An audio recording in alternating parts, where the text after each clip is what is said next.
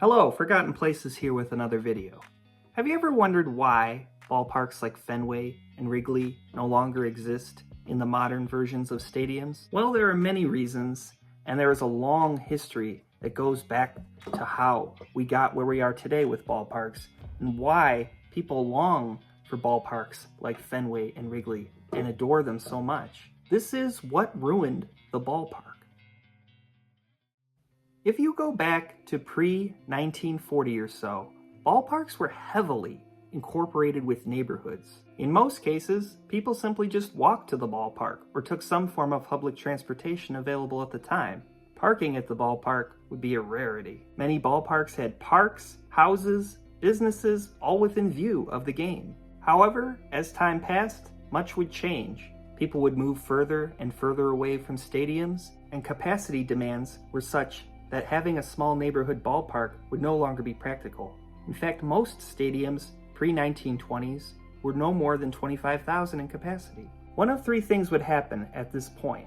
Either your ballpark would be expanded, your ballpark would move more closer to the downtown area where it would have better access to transit and people's residences, or more particularly later on, would follow the trend of suburbanization. Views of the neighborhoods would either be blocked off or they would just have a downtown appearance in the background if they went downtown. And if they were in the suburbs, you probably had no view of anything at all. And whether an old classic ballpark or a bland new one, things such as highways would often be built right around them, eliminating any potential for aesthetic. Then would come the multi-purposing of stadiums. This would get rid of any chance of a ballpark having any kind of look that would be desirable to the average baseball fan. With walls of empty seating, dead zones, and plain facades all being built in the name of saving at costs.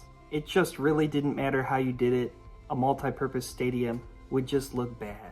Even baseball-specific stadiums were becoming more and more generic. The classic brick facades of the 1920s and before would be traded for the bland ones of the 1950s and forward. The unique and angled outfield walls of many ballparks would be traded for a bland and curved one.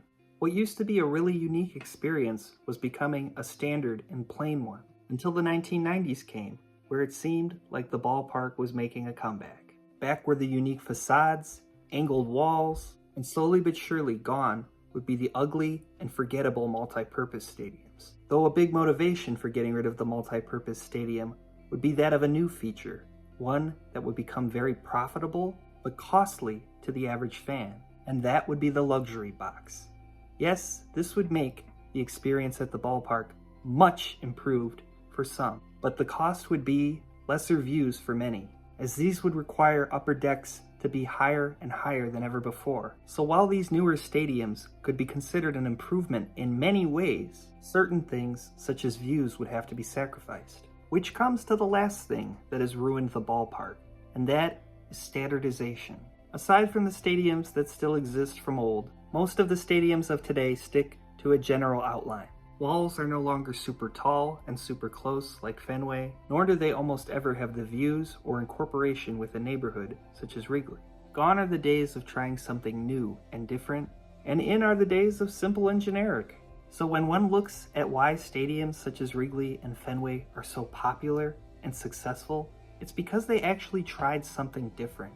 It's because they're a reminder of the past, and it's because they're in the spirit of what really makes baseball unique, and that is the stadium. Thank you for watching.